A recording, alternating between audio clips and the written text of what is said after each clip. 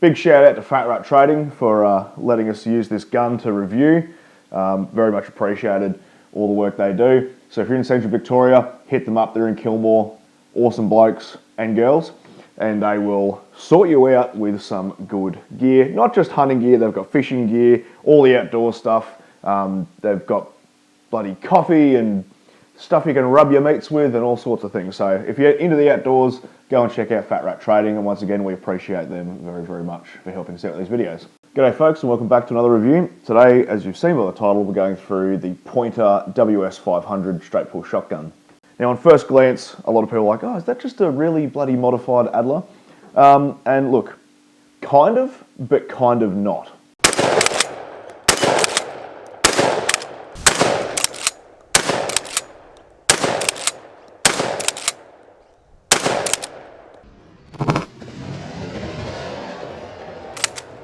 Fuck all. So let's go through all the features of this shotgun first, and then we'll break it down. I'll tell you how I felt about the gun after taking it out to the range and giving it a shoot.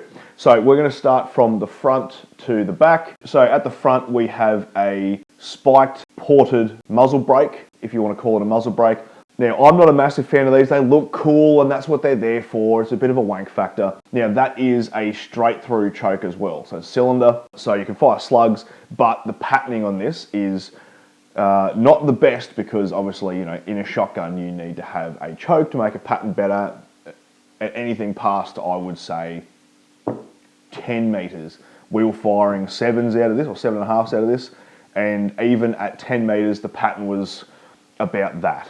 So, look, if you're going for rabbits up close and you don't want to eat them, then yeah, you can do that. If you're shooting anything a little bit further away, you're going to have to get some chokes. I don't know if the kit comes with chokes, so you may have to ask your local gun shop if you're going to go buy one of these. I would assume that it would.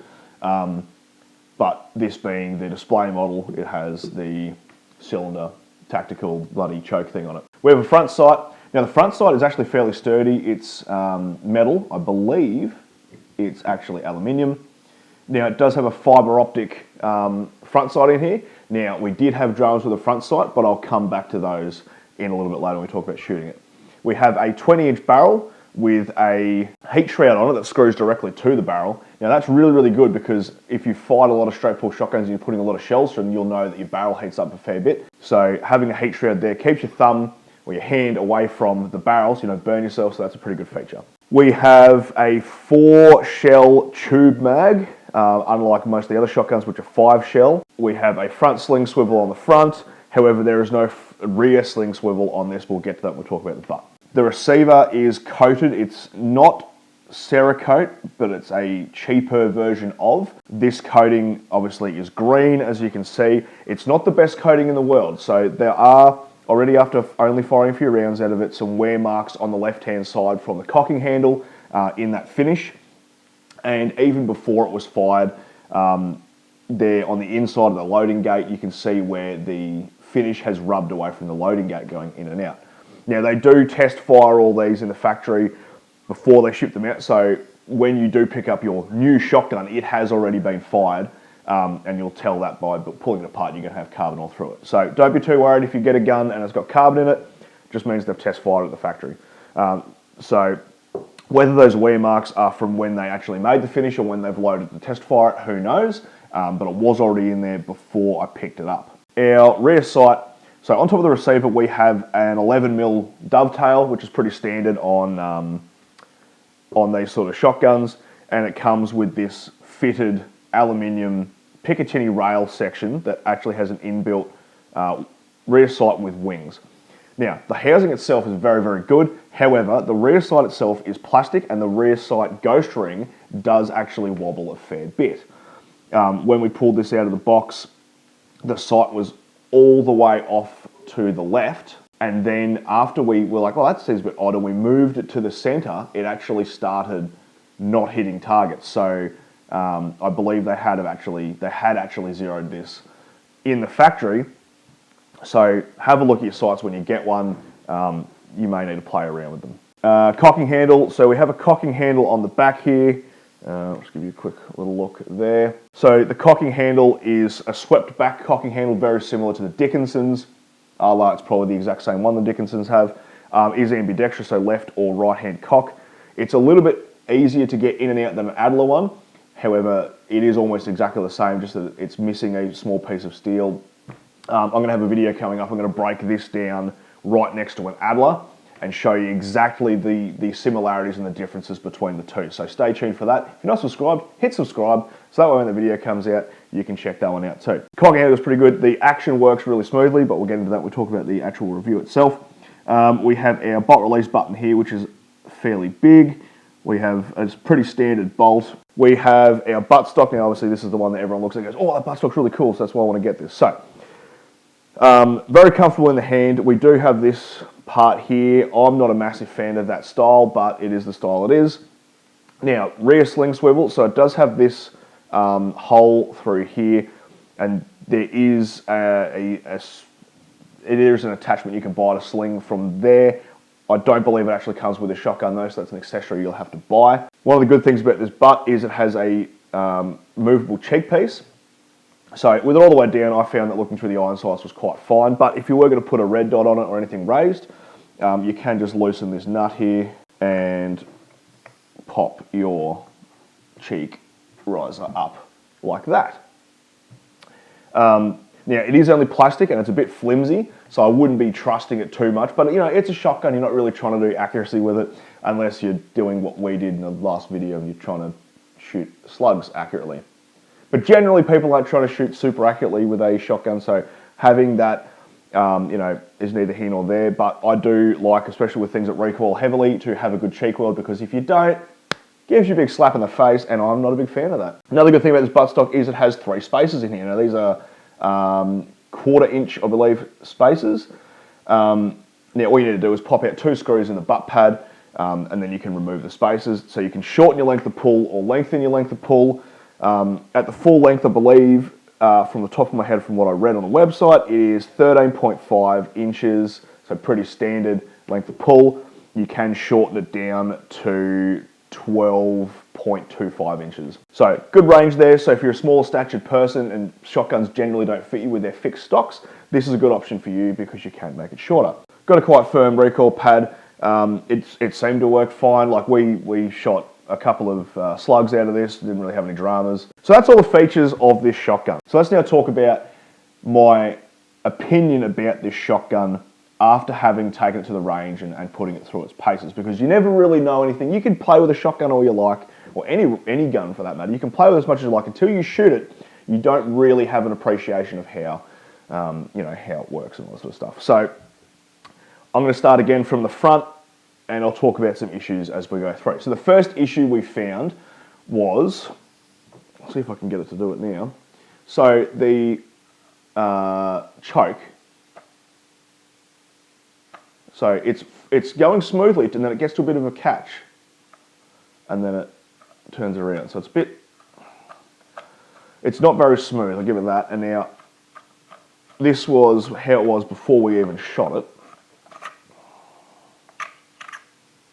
And it looks like the choke is slightly warped. Either that or the barrel is slightly warped. So it's, yeah, not the best. It still goes in and out. It still fires fine. As I said, we put slugs through it. But, you know, I'm just a bit pedantic when, you know, when things aren't smooth. I just don't like them very much. All right, going to our front sight. After firing a couple of shells, we realised that the front fibre optic sight had actually come loose, and it's only just hanging in by one of the rings. It's got 2 little rings on it, only hanging by one. So that's a bit piss poor, really. Like, let's say you didn't realise it was coming loose and you're out in a hunt and you fire a couple of shells off, and then your fibre optic falls out and now you don't have a front sight. You could probably still use the little metal loops that the fibre optic is held by, but that's not really good enough, is it? Like, you want to have a shotgun that is going to stay together, and if your front sight's going to fall out, then, you know, I think that's pretty bad on pointer.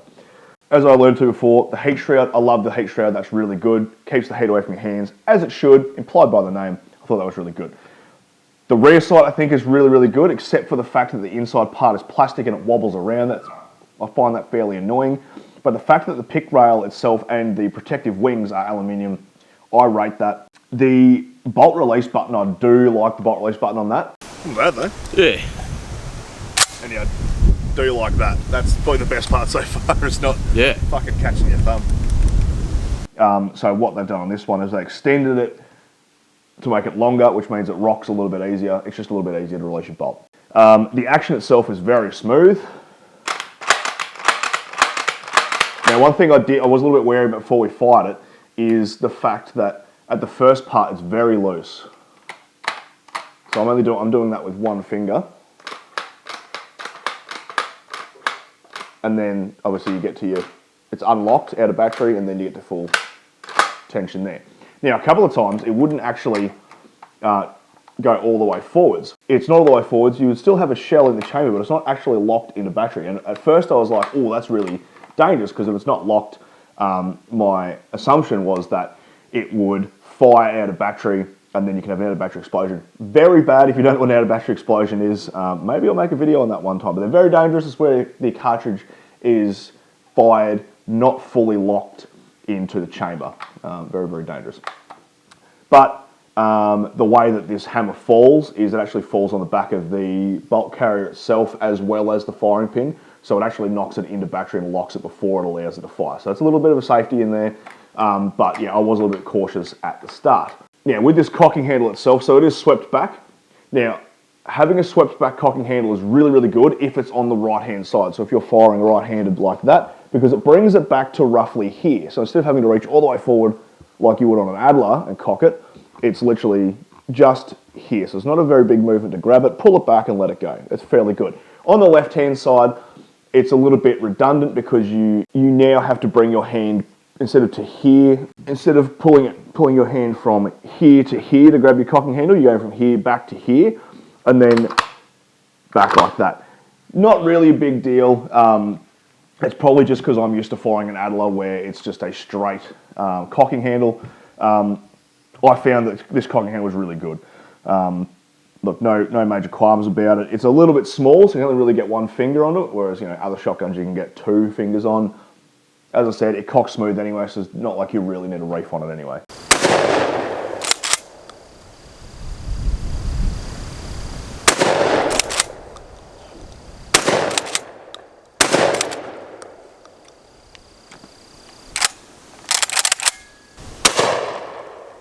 Oh fuck, I got your hand on that Missed. side. Sort of.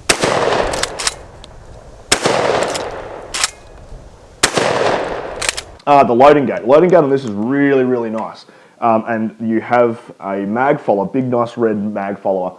So it's really easy to see when you don't have a shell in there. On some of them, particularly the ADLER, the loading gate will come back up to the flush position in between each shell.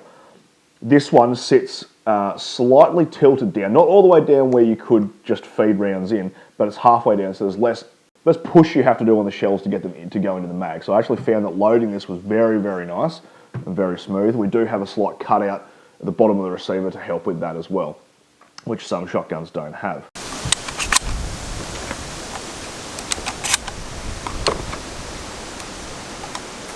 I feel like that loading gate's a bit better too, because the ADLER one doesn't stay down like that. I did find it easy. When you load. Yeah. ADLER one comes back up and you've got to depress it. This seems a little bit more like...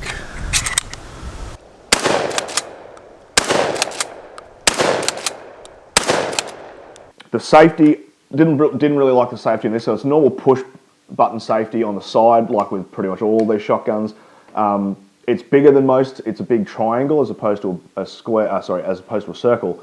However, this buttstock actually gets in the way of hitting it from safe to fire. It's actually raised up there. Now that's because this receiver itself is the same common receiver that Pointer uses for all of their shotguns, and they're actually pretty big in the semi-automatic market in Europe and America. And it's usually fitted with a normal, traditional semi-pistol grip stock. Now, they put this tactical one on, and it does foul up your safety catch a little bit, so it can be a pain in the ass. A couple of times I went to hit the safety and couldn't find it in the heat of the moment, so be aware of that. While I'm talking about the trigger, let's do a trigger pull test to see how heavy it is. So it's quite heavy. I didn't really notice how heavy it was. Good thing I measured it though. So that's actually a 6.5, nearly 7 pound trigger. So quite heavy, and as far as I'm aware, you can't adjust that either. You could, the way that these trigger mechs work, you can adjust it. You've got to replace a whole spring though. There's no like actual adjustment, and you kind of got to know what you're doing to do that. So potentially don't do it yourself. Get a gunsmith to do that. So it's quite a heavy trigger, but it's a shotgun. Onto the butt, and I think I've covered the butt a fair amount in the first little segment. Look, I like the fact that it's got a cheek riser. However, the cheek riser is a bit flimsy. It doesn't really lock in that well. If you put a lot of pressure on it, it just goes back down anyway. I like the fact that they've put in for it so you can single point sling it at the back, but they don't give you the attachment for that. Now, as I said, I didn't get the full kit. I just got the gun to do the review, so maybe that comes in the kit, but from what I've read, probably not, and you're probably going to have to buy that aftermarket, which for me is a pain. I found the pistol grip really comfortable. When I first looked, I'm like, well, it doesn't look like it's going to be comfortable because it's not rubberized, it's just plastic and it's got these weird finger grooves in it, but it actually surprisingly is comfortable. It's quite sturdy polymer. As I said, you've got your leg to pull adjustments and a nice recoil pad. So I think that about covers pretty much everything I need to cover on the pointer. Now, would I pick this over something else? This retails for, depending on the gun shop, I won't tell you what other gun shops retail it for, you can look that up yourself. At Fat Rat, it's retailing for $699, so roughly the same price as some of the ADLERs and Dickinsons. Now, having said that, this is a Turkish shotgun, so it's made in the same factory precinct. Not the same factory, but there is a group of factories all in the same precinct in Turkey that produce all of these shotguns. So you're going to see common parts between ADLER, Dickinson, Pointer, Franklin, Berica, yeah, and there's heaps more. They all use common parts. So you're going to see the same parts used on all these different shotguns. They're all pretty much the same, really. They all have very, very similar bolts, if not the same bolt. A lot of them, except for this one, have the same butt stocks. They're all this, like ADLER, as I said, ADLER, Dickinson, all that. They all use the same common parts. What you should be looking for to decide which one you want is the extra features. So, like, do you want the shroud? Do you want the iron sights? Do you want the butt stock like this, where you can adjust it and that sort of stuff? That's the things you should be looking at, not which shotgun is better, because it is subjective, and the heart and guts of it is, they're pretty much the same shotgun. So that's what you're looking for. In terms of what you want to do with it, so if you're doing a lot of, fox hunting, small game pigging, and even up to deer, you would probably want to go with the sights, because in Victoria, for instance, you can hunt deer with a shotgun as long as you have fixed iron sights or an optic. If it already comes with iron sights, you don't have to buy anything else. You can literally just whack some slugs in that, and you can go deer hunting with a shotgun. So maybe you don't have enough money for multiple guns, or you're just getting into shooting, and you think, what am I going to get for the first gun? Maybe get a shotgun with iron sights, and you can do a whole hell of a lot of different things with that. As I said, I've got another video coming out where I'm going to strip this down next to an ADLER B220, and I'll show exactly what the similarities are and exactly what the differences are with all the nerdy stuff, all the insides, and comparing the bolts and all that sort of stuff. So if you're into that sort of thing and that's something you want to see, please hit subscribe. You want to cop some of these shirts, ballistics, mass and sights for blokes, hit the link in the description. Got a website selling some merch over there. Anyway, I hope you guys have a bloody good weekend coming up, and I'll catch you in the next video. Hooroo.